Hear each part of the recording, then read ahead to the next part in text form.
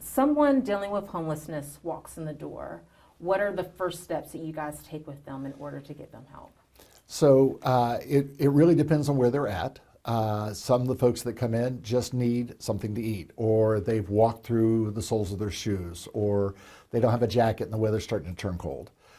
Those folks, we deal with the immediate needs. We want to make sure that they're not hungry, that they are clothed, that they have, that we give them hygiene kits if that's something they need.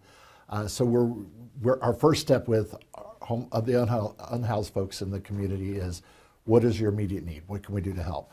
We do not help find homes for folks, but there is a centralized assessment team that they can go to, and as they find housing, a lot of times we can help with that first month's rent so that we can help get them in. We can also, if we have furniture in our thrift stores, we can sometimes give them vouchers for them to get household goods or pieces of furniture they need to get them settled into a place. So the first thing we do is to meet immediate needs. Second thing is then we are helping with the community of help, and there's a huge community of help here in Charleston. It's really good to be a part of those partnerships, and we can help with that first month's rent. And even beyond that, we say this and people think it's trite, but part of our program is also homelessness prevention.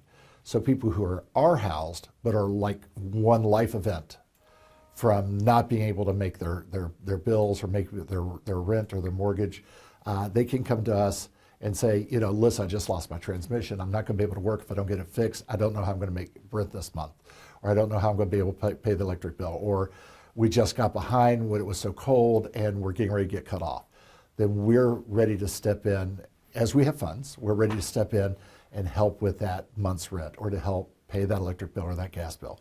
And we have, once again, lots of great partners, people that in the community that help us do that, as well as partners like some of the power companies and such that will help us make sure that those people don't get their power cut off and they don't get their gas cut off.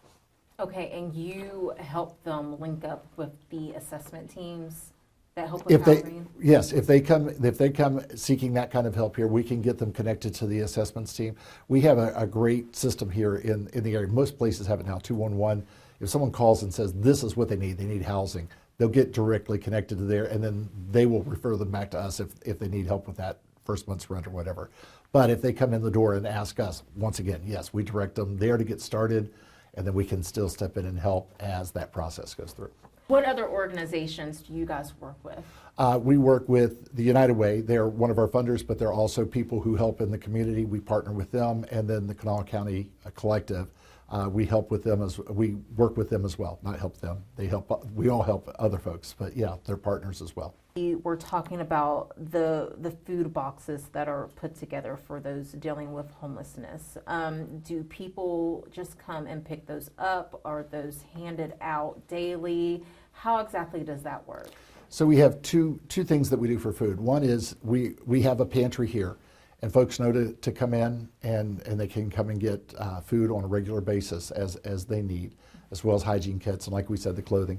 But also we will partner with United Way and some of the other agencies in the area to go do mobile feeding. So they'll say, hey, we want to go and hit this location. Then we have a mobile kitchen, we call it a canteen, that can roll out there. We generally don't cook on it, but we'll deliver food and get to that community when we know there's a big need in that area. So those are really the two ways that we do that.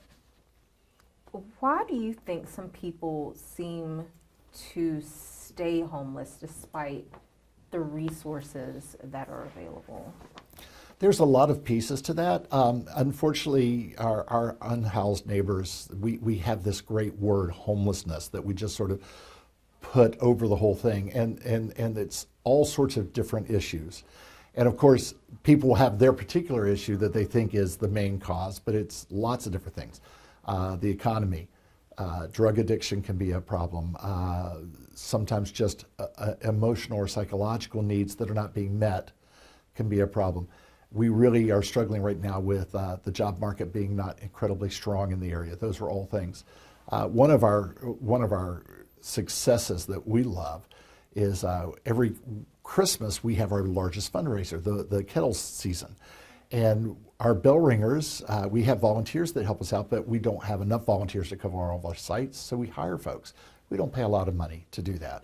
But there are folks that are in tight situations that will come and work for us, and we'll pay them to go out and stand kettles. Some of those folks have this driving need to do something more, and whenever we see that in them, and we see they're ready for that step, then we'll say to them, if we have something open, hey, we have a position open. And a lot of those folks will then come and apply and get a more permanent job, something that will get them through. We have at least 2 or 3 folks at our warehouse right now that started with us, some homeless, some not, but all in dire situations, that came to us as kettle workers to sort of just get through that Christmas season. They loved the organization, they loved working with us, and then they came on to be part-time or full-time employees with us. In our thrift stores, we've seen that in other locations as well. So that's another thing that we do. But going back to causes, so that's one of the causes. I just can't get that job that I need that's going to keep me housed. The housing market, of course, it's crazy everywhere. It's not as bad here as it is some places, but it's still not easy at an entry level. When my wife and I first got married, we were in an apartment.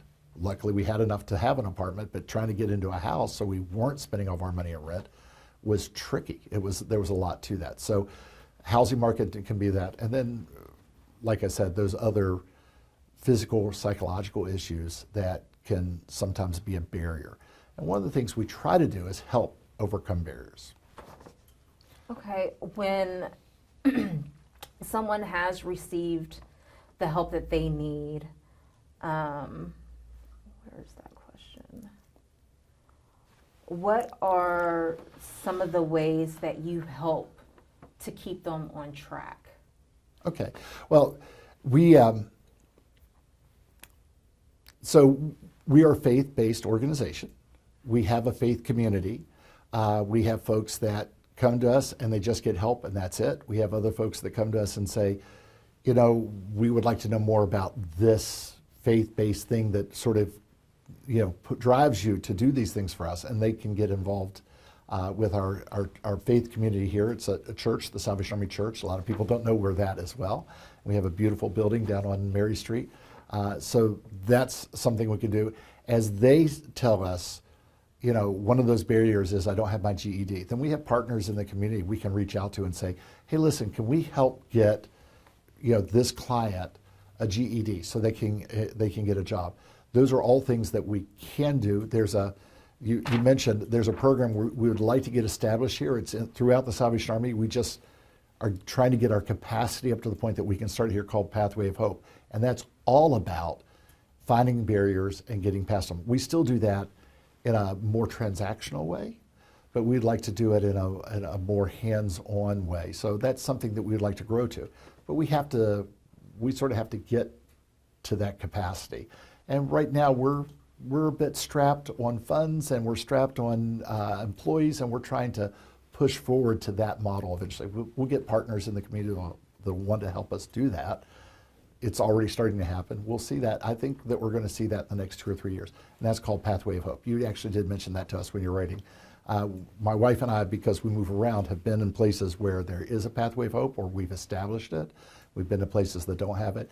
It's a pretty incredible program, and it's something we'd love to see happen here in Charleston. But once again, we have to get to that point. We have to get to the capacity to do that.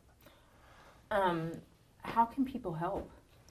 Well, that is amazing, an amazing question. So at Christmas time, people go, oh yeah, the Salvation Army. They remember because there's a kettle sitting there and a bell, and some people get a little mailing saying, hey, remember the Salvation Army at Christmas? And it always, you know, some child's going to get a present at Christmas, or a family's going to be able to have a nice Christmas dinner.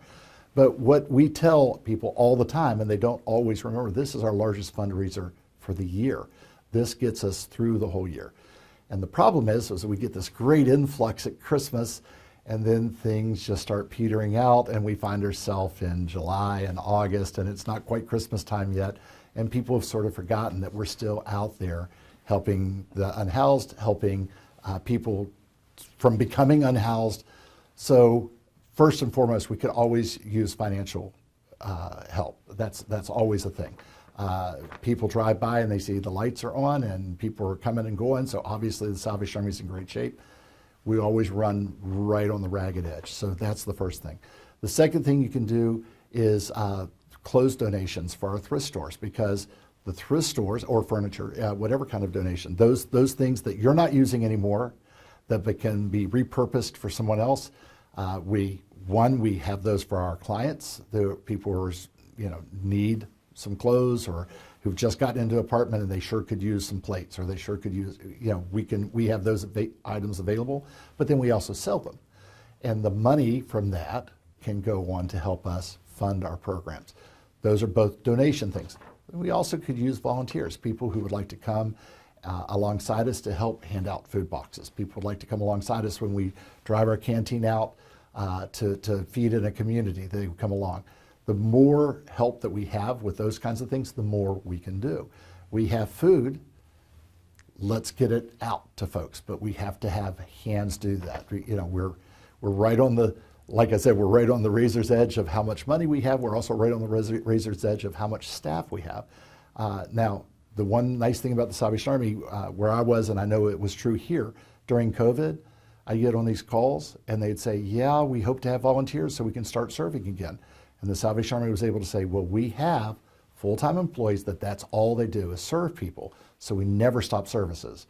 But the more volunteers we have, the more we can do. And we can use volunteers with our youth centers to engage with our kids, to help them learn to be sufficient on their own as well someday, to help them do better in school, and to also build character, to find out this is what being a West Virginian is all about, that it has to do with civic pride and civic duty and being a contributing part to our society. But they also need people who just sit and read with them, or just partner with them and say, yeah, I'll check back in on you next week and see how you're doing. So volunteer opportunities just abound, from sorting stuff in our thrift store to helping pack boxes to coming in and hanging out with our kids. There's just so many things that can be done. And then of course at Christmas, if you want to go ring bells for us, so we have fewer people, more locations out, or fewer people we have to pay, that's always good too.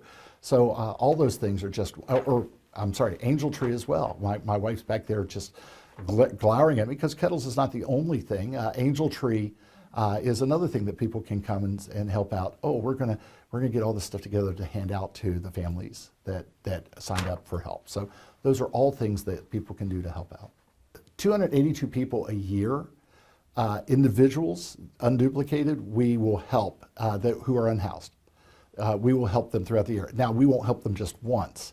So we're not giving you the count of the number of things that we've done for them, but we will see at least 282 people in a year. And that can fluctuate up and down depending on what's going on in the area.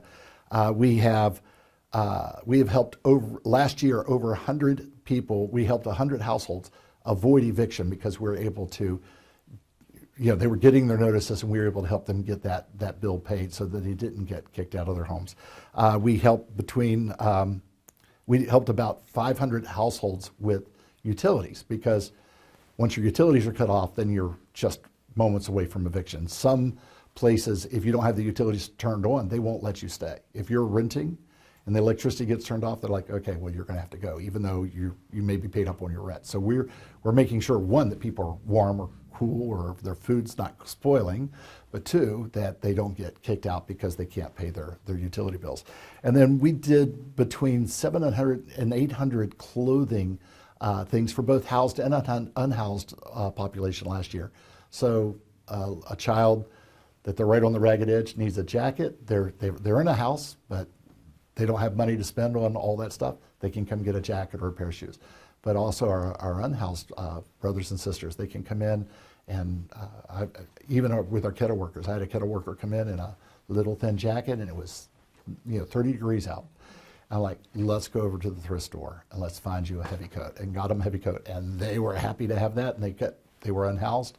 So it not only helped them while they're at work, but it helped them because they need to stay warm. They don't have a house to get into to get warm. Let me just say that my wife and I have been here since June. We both grew up in West Virginia. It is so good to be back home. I was born in Milton, just down the road, and it is so good to be back here. and our hearts are warmed by our people. You know how that feels. Just these are the people we grew up with. These are the people that we love, but our hearts are broken because we want to help everybody, and there's so much need here. And unfortunately, we don't. I say this all the time. We don't produce anything tangible. All we do is take the goodness of people in the community who want to help and turn around and hand it back to people who need help. That's all we do. We do the heavy lifting of checking to make sure that the stories are true and that the needs are real, but that's all we do. So we don't produce anything. So it's only through the goodness of the community that we're able to help the folks that we do. But we do produce something that's intangible. We produce hope. We want people to know that there are people who care about them. And ultimately, our ulterior motive, if you will, is that we want them to know that God cares about them too.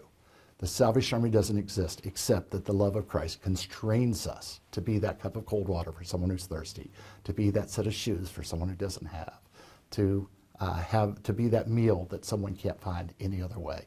We want them to know that God cares about them because He cares about them. We care about them too. And we know that the whole community wants everyone to know that as well. So all we're here to do is be that conduit.